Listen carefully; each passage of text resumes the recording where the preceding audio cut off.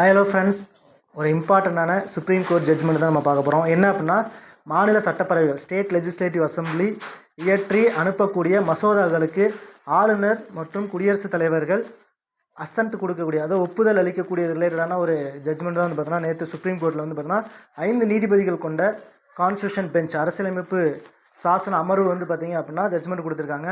இதுக்கு முன்னாடி ஆல்ரெடி என்ன ஜட்ஜ்மெண்ட் வந்து பார்த்தீங்கன்னா இருந்துச்சு அப்படின்னு தெரிஞ்சுக்கணும். லாஸ்ட்டாக வந்து பார்த்தீங்கன்னா April 8 வந்து பார்த்தீங்கன்னா ஒரு இம்பார்ட்டண்டான ஜட்ஜ்மெண்ட் இதில் கொடுத்துருந்தாங்க. அதாவது ஆளுநர்களும் குடியரசுத் தலைவரும் 1லேருந்து 3 மாதங்களுக்குள்ள மாநில சட்டமன்றம் இயற்றி அனுப்பக்கூடிய மசோதாக்களுக்கு முடிவெடுக்கணும், அதாவது அசன்ட் கொடுக்கணும், இல்லைனா வந்து பார்த்தீங்கன்னா ரிஜெக்ட் பண்ணணும், இல்லைனா ரிட்டர்ன் பண்ணணும் அப்படிங்கிறத சொல்லியிருந்தாங்க.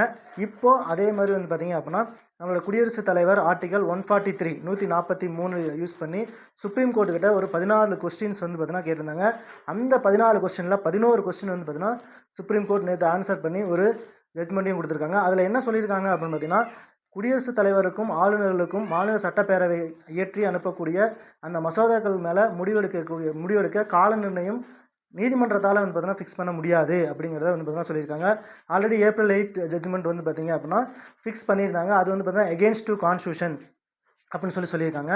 அது மட்டும் இல்லாமல் அதே மாதிரி மாநில சட்டமன்றங்கள் இயற்றி அனுப்பக்கூடிய மசோதாக்களுக்கு ஆளுநர்களும் குடியரசுத் தலைவரும் கூடிய விரைவில் வந்து பார்த்தீங்கன்னா விரைவாக வந்து பார்த்தீங்கன்னா அது முடிவெடுக்கணும். அப்படி எடுக்கலை அப்படின்னா அது கூட்டாட்சி தத்துவத்தை வந்து பார்த்தீங்கன்னா பாதிக்கும் அப்படிங்கிறதையும் இந்த 5 நீதிபதிகள் கொண்ட கான்ஸ்டியூஷன் பெஞ்ச் வந்து பார்த்தீங்கன்னா சொல்லியிருக்காங்க. உங்களுக்கான கொஸ்டின் என்ன அப்படின்னு பார்த்தீங்க அப்படின்னா, பிரசிடென்ட் பில்களுக்கு வந்து பார்த்தீங்கன்னா அசன்ட் கொடுக்கக்கூடிய, அதாவது ஒப்புதல் அளிக்கக்கூடிய அந்த ஆர்டிகல் என்ன அப்படிங்கிறத மறக்காமல் கமெண்ட் பாக்ஸில் கமெண்ட் பண்ணிடுங்க. தேங்க்யூ.